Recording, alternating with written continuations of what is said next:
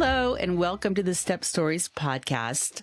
I'm Robin Breuner, and I'm so happy to be here today with my friend and my guest, Dave Feingold. Hi, Dave. Hi, Robin. I'm glad you're here.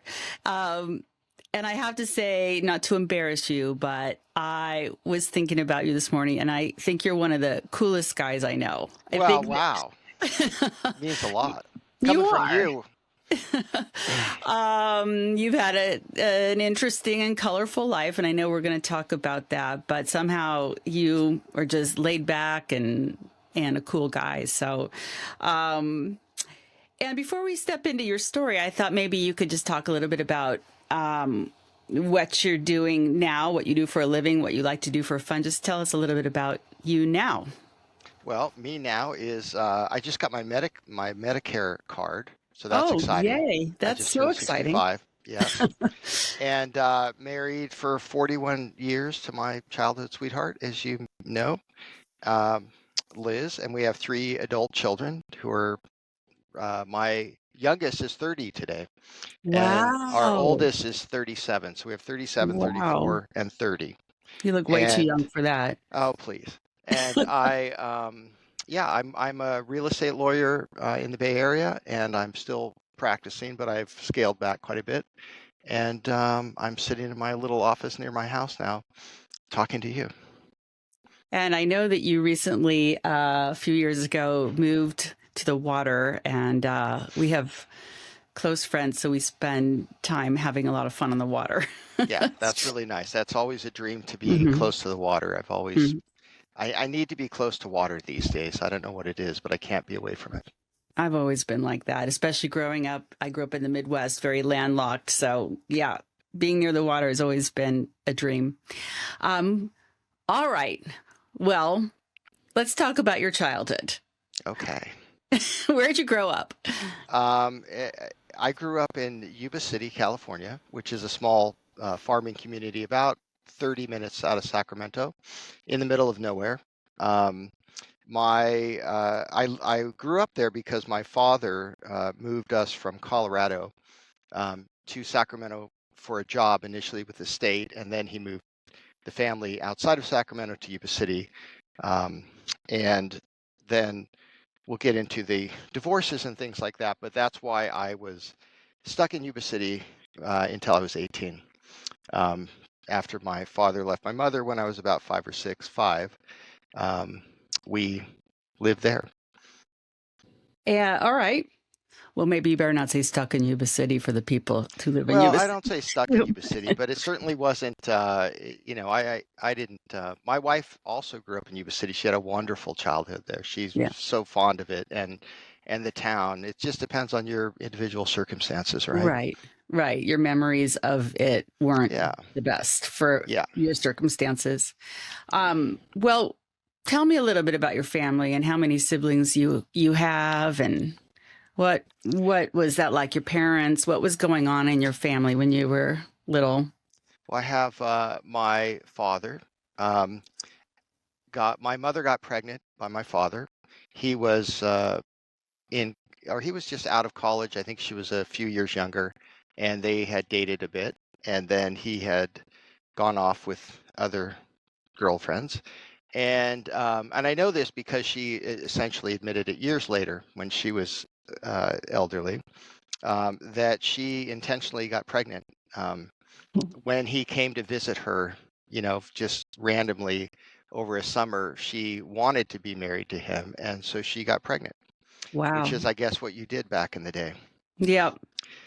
And so that's why they got married, because she was pregnant. And of course, that's kind of what you did.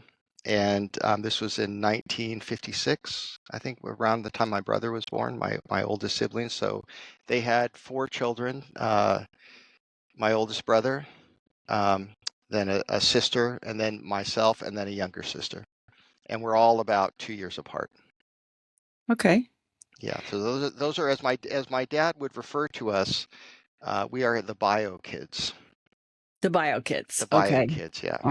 That's interesting. Hmm. Um, all right. Well, what happened with your parents? A lot of it I learned later. I think for me, my oldest brother is probably the most damaged by, our childhood, and probably my younger sister would be the second most damaged. And I came out of it fairly well because I sort of was in my own little private Idaho.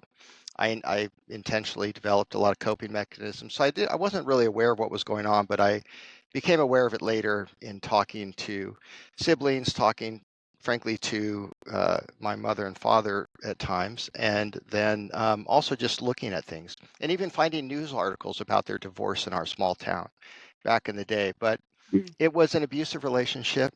Um, in order to get him out of the house, I think they were married from 58 to 65, about when I was 5.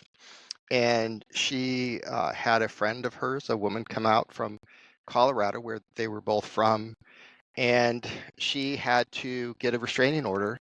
And Mm. he showed up back at home, and she had the divorce papers and a restraining order already in place. And so it was quite that's how it started, quite bitter. And my father, being a very misogynistic, narcissistic person, that was terrible for him, and it really triggered a multi-year, very bitter divorce um, at that time, which essentially, left my mother penniless with the 4 children, and my father being manipulative and fighting every step of the way to not pay her any alimony or child support. And that's the start. That's sort of what happened. I don't have a lot of memories. I remember watching TV, I think when my father was leaving. I have this vague memory of watching a black and white show and just kind of not caring what was going on behind me. And yeah, that was when I was about 5. Well, it struck me when you were talking about your coping mechanisms, and I would like to talk more about what you think, helped you. But in my own family, I'm the oldest of 3 bio kids, and my everything that went on in my family with my mother's death and subsequent stepmothers really affected me, which is why I'm here today with this podcast, honestly. And it affected my little brother. But my sister in the middle, I feel fared the best. Mm. And I wonder about that. I wonder about the birth order thing and maybe being in the middle. Just as they say, middle children tend to be peacekeepers, or maybe. I don't know. I'd love to talk a little bit more about what you think about that. And also, I guess your brother was aware, that your older brother, that he was an intentional pregnancy. And I'm sure, I would guess, that had an effect on him. Yeah, I think the birth order thing, there's definitely something to it. My brother is very angry, and he's been angry his entire life. He's 69 now, works for a job he hates with the state of California. He has been married and divorced twice. He has 1 child around the age of my middle son, which is, they've had a difficult time over the years. And he's bitter and angry. I have a lot of empathy for him, though. And the reason I have empathy is because I know he took the brunt of it. He took the brunt of, certain stepchildren being abusive toward him. He took the brunt of my dad's indifference toward him, and never sort of, he didn't really give any of us a lot of positive affirmations, but my brother especially took the brunt of it. So I do have a lot of empathy for his situation. But birth order is a big deal. And then the youngest, my younger sister, she's just sort of lost in the shuffle of all this when she needed parents the most, probably. And so Yeah. I think she's also had 2 failed marriages. Hmm. It runs in the family. My other sister had 2 failed marriages as well. So when you look at sort But of look, repeating things, yeah. it happens. But you and I feel like maybe we can talk a little bit more later about your family now. But I mean, how remarkable that you've been married for 41 years, Yeah. when I all of this is falling down around you. yeah, I think it's very much not wanting to be my father. Yeah. That's a huge part of it, and Hmm. also just having a gem of a wife who, Yeah, you do. it just hangs in there through, what it's like, Robin, to have a long-term marriage. You just got to keep Mhm. at the table, right? It's all about longevity and staying in it. And that's what my wife's done so well. And she's very strong, and I credit her, and I credit my sort of adamant position in not wanting to be my father. Well, I also find that really interesting because, again, part of why I wanted to do this podcast and the memoir that I've written that still is not published, working on that. But is it started out for me writing about my past and just sort of this interesting background with different step families and my relationship with my father through all of that. But it revolved or evolved into a story about how that affected me now as a wife and a mother. And I mean, this is, I guess I'm just being honest. I don't know how my husband would feel, but honestly, over the years, and I guess when you're married, I'm married 36 years, things can get rocky at times. And I mean, I don't know anybody who has had a perfect relationship. And during those times for me too, I just really thought about how I felt about having my kids have potentially, if we split up, step families and, sharing my kids and having them go back and forth and all of the difficult things that when you lived it as a child, or you actually, for me, I didn't really have to do that because my mother died. So I wasn't shuffled back and forth, but I saw my step siblings shuffled back and forth. And, yeah, it always Yeah, came that's back tough. to I'd rather fix what I have and make it work than relive what I lived as a child. Yeah. So yeah, so I could see how that was for you. Well, so one of the things I was curious about is do you have any specific memories from that time that you can talk about? Because I'm sure it had to be confusing and distressing. And also, you're already saying how it's affected you as an adult with your siblings. But at that time, did you guys stick together? I know I'm so tight with my brother and sister. Did you stick together or did you have to go different ways to deal with it? Uh, we largely had to go different ways, or did go different ways. I don't know if that's the right word. I'm very close to my sister who's older than me. We're very close. And so she and I, even though she left the house when she was of age and could choose, she chose to go live with my father between eighth grade and for freshman in high school. And so I was probably going into seventh grade when she was going into high school, and she left my mother's house with us, which was quite a heartbreak for me because she was, Mm. my person. But we've remained close over the years. But largely, we've also gone our different ways, because we didn't stay close. And it's one of my big regrets, and one of the things I talk to my kids all the time about is how important the sibling relationships are. Mm-hmm. And I think we did not get a lot of support in that from my father, certainly, or my mother for that matter, the importance of those sibling relationships. And I think that's one of the things that is, and maybe it's different. Your mother passed away. I just went through the bitter divorces, multiples, but so it's different that way in terms of the siblings staying together, but that certainly wasn't my experience. And I was in my own head. I have one of my tattoos, this one, is my trauma tattoo. It's based on a picture of me as a young boy with a space helmet on, Hmm. because that's an example. I did this because I loved space when I was growing up, and I really wanted to, I just dreamt of it all the time. And that's how I stayed sane, frankly, by being in my own head. And I Mm. think that when we talk about bringing that into our current relationships, I do that today to, the detriment sometimes of the current relationships because I'm in my own head, or I use humor to deflect, or I don't deal with things directly as perhaps others think I should. But a lot of that's because I've got my space helmet on still. So, I love that. yeah. I love the space. That's a great analogy. And it protected you. Hmm. Yeah. And that's pretty cool.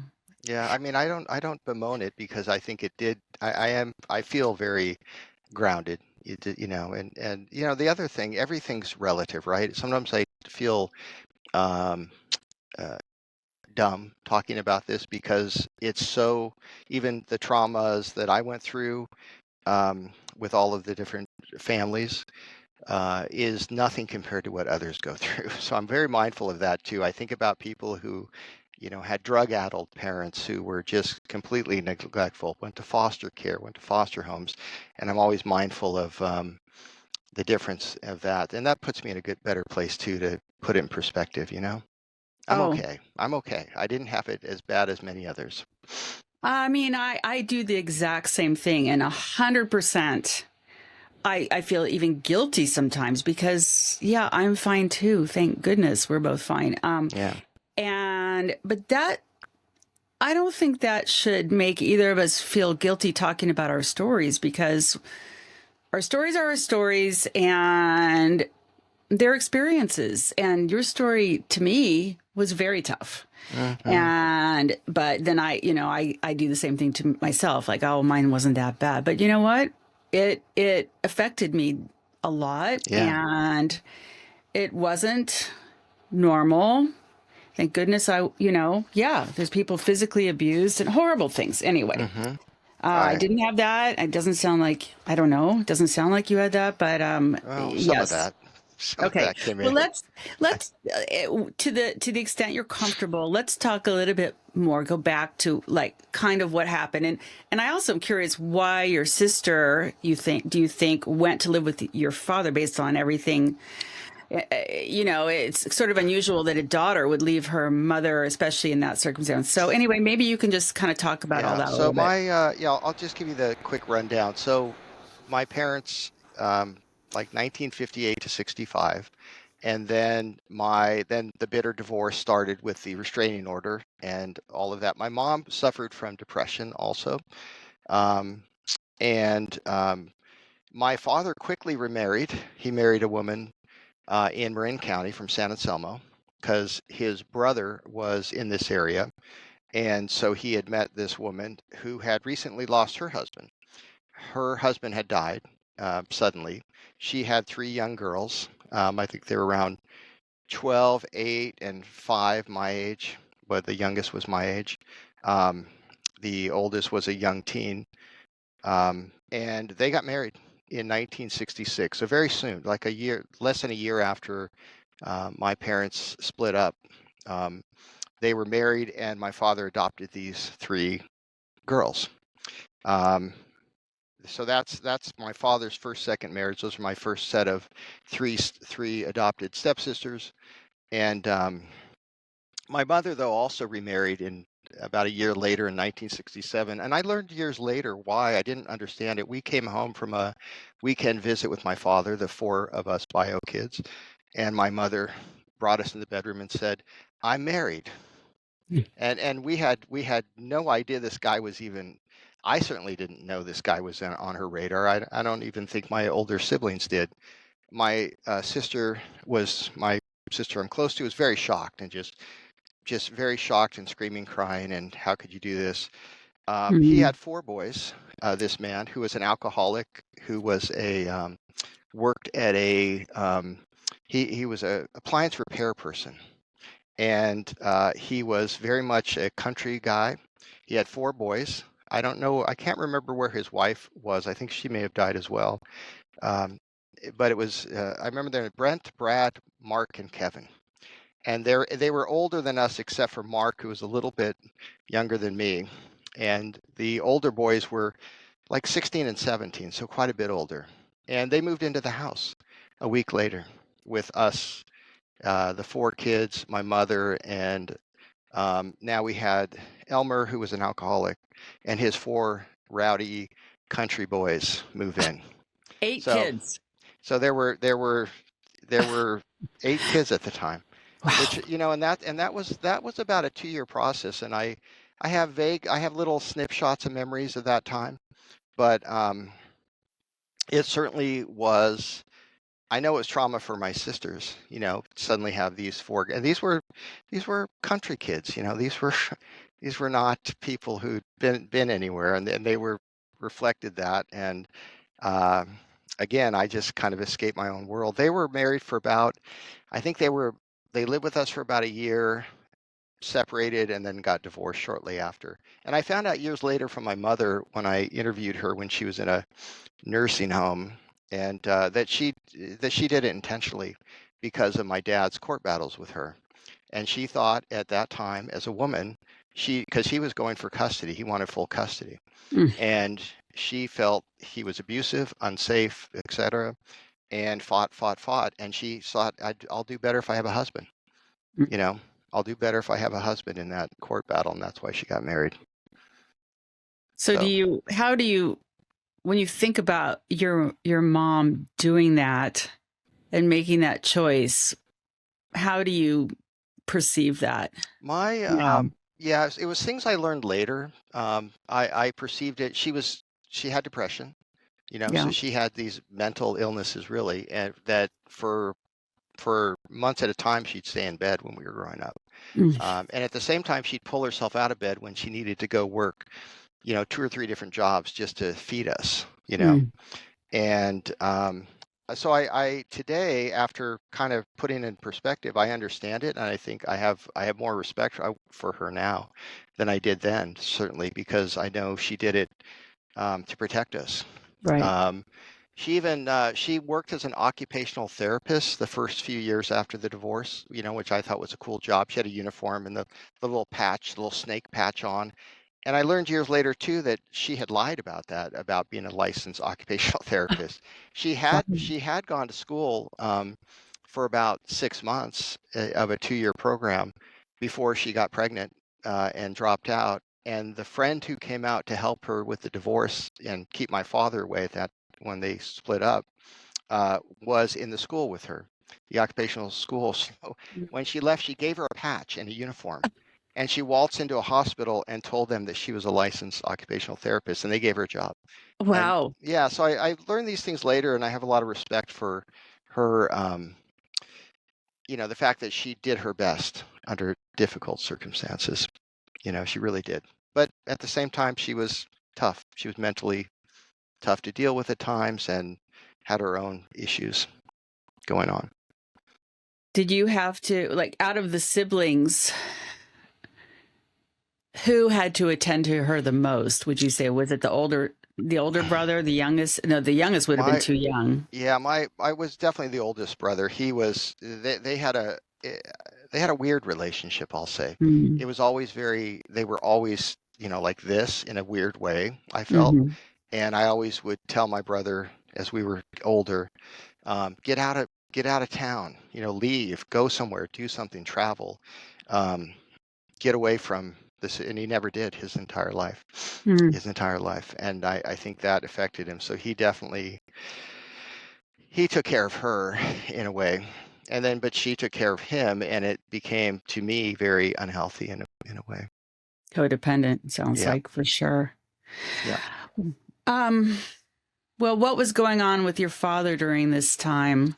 My father, I should also say he's a sexually inappropriate person, Hmm. a sexual predator, I Mm. would say. I think today, if after the Me Too movement, he Hmm. would certainly be sued for everything he ever had. And frankly, it was also with young girls. He was inappropriate with the young girls. He was touchy-feely. He was creepy. Um, he was, I think today you'd say he was a pedophile. Mm. That we never heard that he, had sex with everybody, but he was so inappropriate and so creepy, and he would make these young girls feel so, frankly, traumatized by the inappropriate way he would touch them. And he touched all women inappropriately too. It was just this horrible thing he had. So with him, he adopted the three girls, and that marriage was rocky because he was, misogynistic, authoritative, sexually inappropriate. The oldest daughter like left their house when she was maybe a couple years later, like 15 or 16. Mm. Um, the younger, my stepsisters, were frankly traumatized by him and some of the things that went on. My brother, when we would go visit, we had 2 months in the summer, 6 weeks to 8 weeks in the summer, and every 1 weekend a month is when the visitation was. So we would go to either Marin County or San Francisco, where he lived growing up, and it was tough every time, being in that household. They call these blended families. Not very Yeah. blended. I don't know what Mm. the term blended is so nice, right? If you can do it. And I know Right. there are some people who have a lot of success at it, and it's so awesome, but it certainly wasn't our experience or Yeah. my experience. It must have been also really hard for your sisters to go be with you. I mean, your one sister went and lived with your dad, but My I guess my poor dad thing my had your dad's very mom's situation. Yeah, Yeah. my So, dad's very charismatic. He was hmm also very handsome, very charismatic, um, a great talker, and very seductive, I guess, hmm women would say. Yeah, and I was always like, why, what's going on here? But so it also, that also for young girls who, especially for my sister that I'm close to, who left to live with him, she's also, again, in Yuba City. She's very intelligent. Voracious reader, and she wanted out of that environment. And, Yeah. God bless her, so she knew she was going into a difficult situation, but she also was traumatized by my older brother. My Mm. older brother would literally beat her. There was just ugliness going on between the two of them that never stopped. And so she was fleeing him as much as anything else.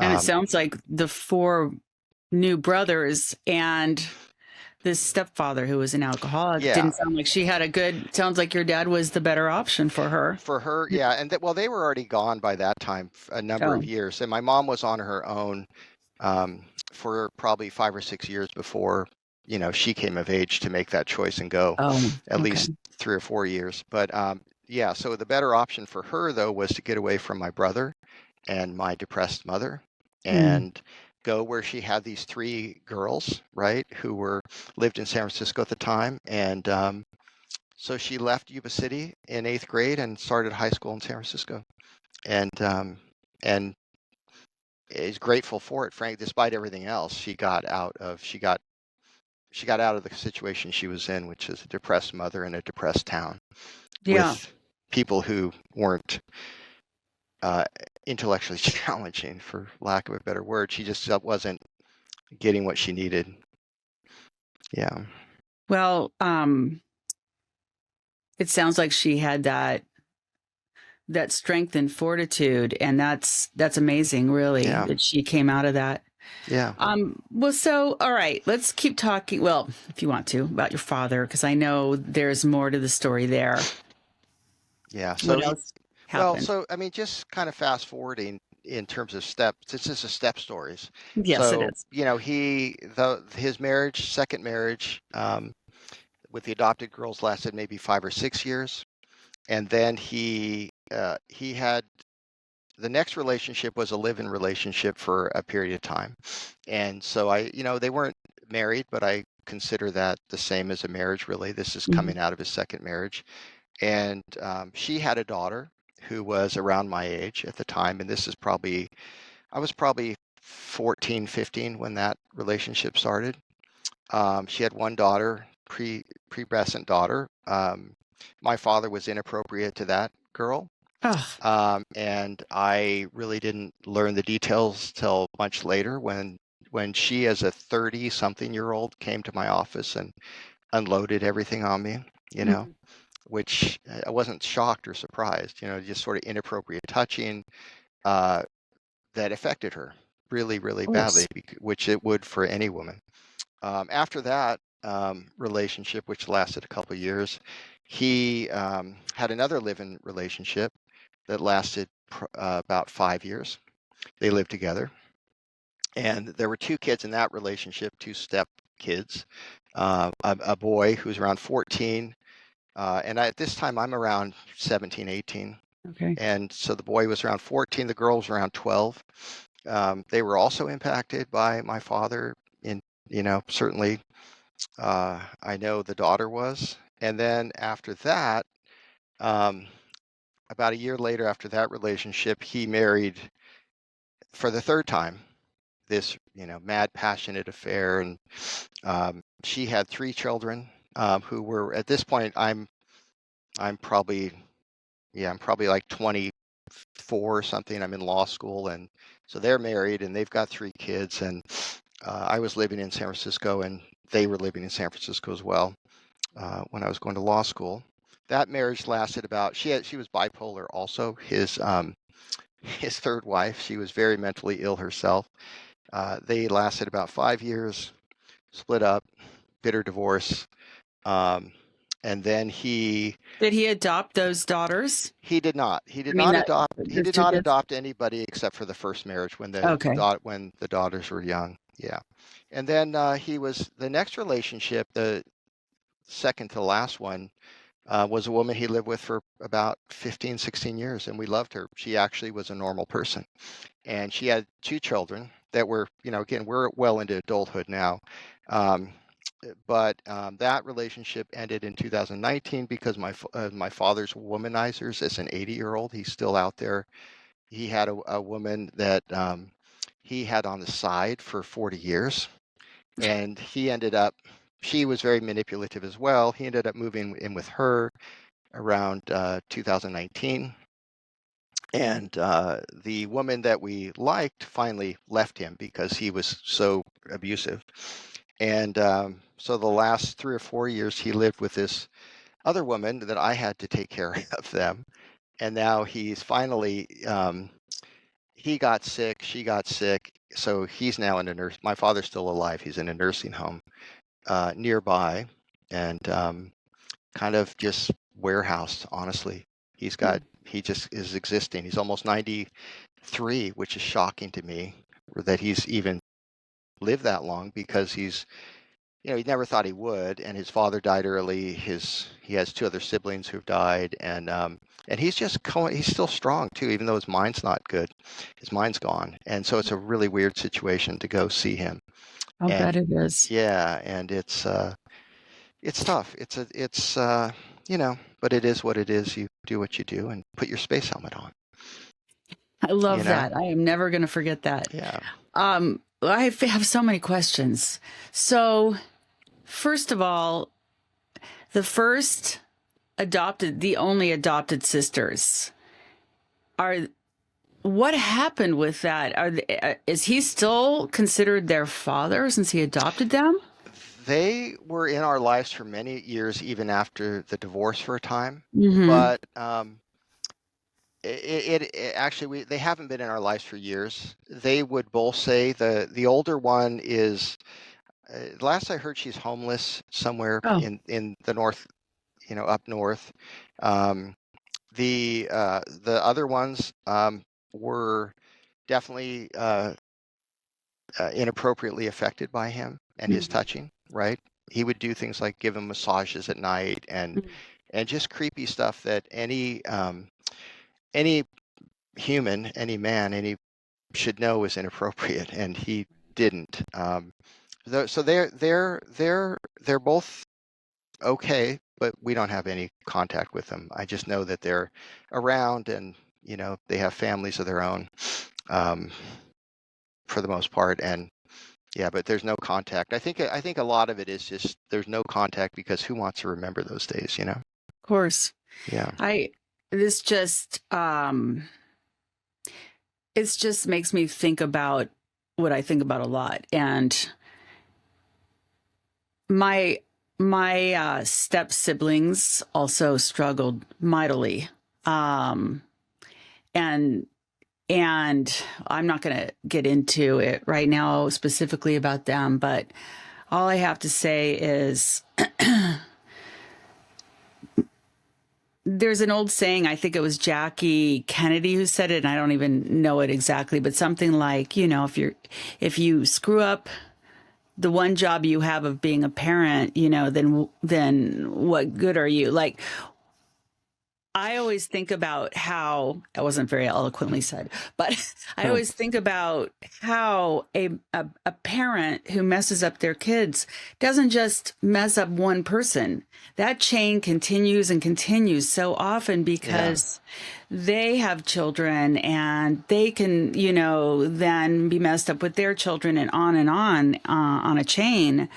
And it's just heartbreaking. And the people like you, and it sounds like your older sister who are able to somehow break through are, not always the norm. And I have so much empathy for them, for my step siblings who have struggled terribly because of some narcissism. And I mean, narcissism, a parent with Yeah. narcissism it's so hard for a child to understand and get around. And anyway, it just, I'm so sorry to hear all of this. But Yeah. what were you? Oh, well, you can say whatever you want to say. I was just going to also ask, what were you doing all this time? You were in high school. I do know a little bit, and I would love you to talk about how you coped in high school because I think it has to do with Liz. But what were you going to also say? Well, I guess the one thing I would say on the point you were just making about the damage is that we're all human, right? Yeah, And we're parents. You and I are parents, and we make mistakes, right? We yeah, make mistakes. We damage our children. They'll tell us things now that, and one of the things that I have found is super important, and I never got from my parents ever, especially not from my father, was recognition and an expression of understanding or regret, even, mm, right? I regret that. I have things I regret as a parent all the time. And yeah, I tell my mm, kids I regret that. I tell mm, my kids that I'm so sorry that, whatever was going on in my life or with Liz and I or whatever it was that traumatized them or gave them an experience that made them feel not loved or not valued. Like that's a big thing to me, right? As a parent, mm, if you're able to be self-reflective and talk to your kids about it, it's never too late to, you know, to model for them. mhm. Um, and so I think that's something I didn't get from my parents. It goes a long way for every parent to do. That is So excellent, excellent advice. yeah. Excellent So what was advice. your other question, Robin? Before I Well, sidetracked us? that's okay. So I just wanted to maybe shift into talking about Liz, your lovely wife, who is also my friend, and talk about what happened with her with high school. And then, yeah, I just want to talk a little bit more Yeah. about where you went from there. I think that's a key thing because we met when, well, I guess we met when we were 15, right? But we didn't date.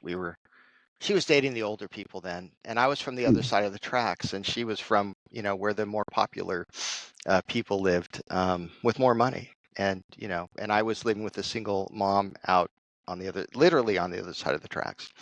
And but so after all the older boys went away, our senior year, she looked around and said, "Oh, where are the boys? They're not here anymore."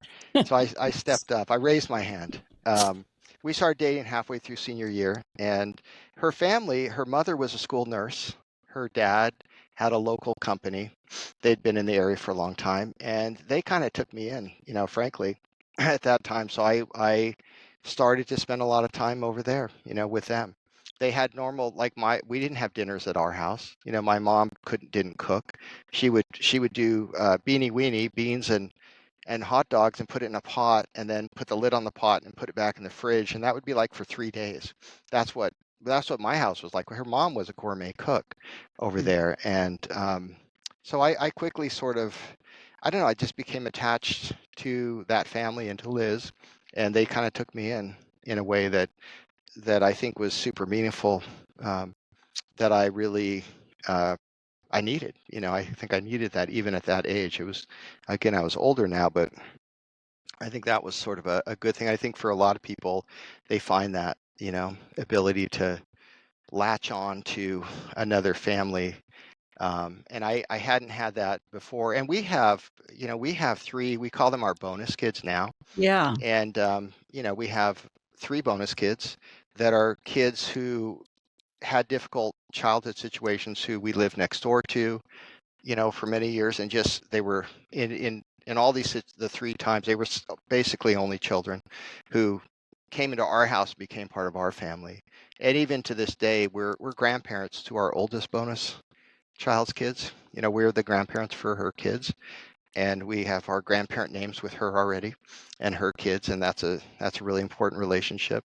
And yeah, and we have the 2 others that they're actually also on my tattoo. In this one, there's Liz and I, which are honkers, and then we have the 6 little ones, and that represents our 3 kids plus our 3 Oh, bonus kids coming out of wow. the 5, because there's 5 in our family. And Oh, so it's that that's sort so of, lovely. yeah, and I give Liz a lot of credit for taking them in, but I also think that my own sort of recognition, unconscious maybe, about my own upbringing and how important that Yeah. is to give these kids a place that felt like family. So I think that's also, why we have these 3 bonus kids. Well, I'm so glad you talked about it because I was going to ask you, and I just think it's remarkable, honestly. That should not be just slid over too quickly. That is remarkable that what you Yeah. came from and that you've done something to change the world for these kids. And I just commend you for that. And like I said, you're one of my favorite people, I think, and Liz too. You guys are cool, and what you've been through, you put your space helmet on and you keep going forward. And I'm so glad you were here today to share this. That's not easy to do. I know it's a little bit scary to come on and talk about these private things, but I really hope that what you've shared will help somebody listening. And I'm just curious if there's anything else that any advice you could maybe, what you would say to yourself when you were a child or a teenager going through that now looking back, anything you can share for somebody else who's in a similar situation. I guess 2 things. One, it's all relative. Keep that in mind. There's Yeah. always people that have it far worse than you, right? So you got to look at the positives you have in your life. And 2, you don't have to. You're your own person, right? You can grow your own family. You can have your own family. You can make it how you want it to be, and you don't have to repeat what your parents repeated, right? It's easy to say, harder to do, but if you're intentional about it and keep your feet under the table and hang in there, you get through it. You get through anything. Yeah. That's good advice. It's great advice. So thank you so much, Dave. And do you want to share where people can find you, any of your socials? I'm not on any socials, Robin. Okay. I'm just Dave. Okay. Well, if people find they have further questions, they can certainly contact me. And thank you again. I loved having you here. Thank you.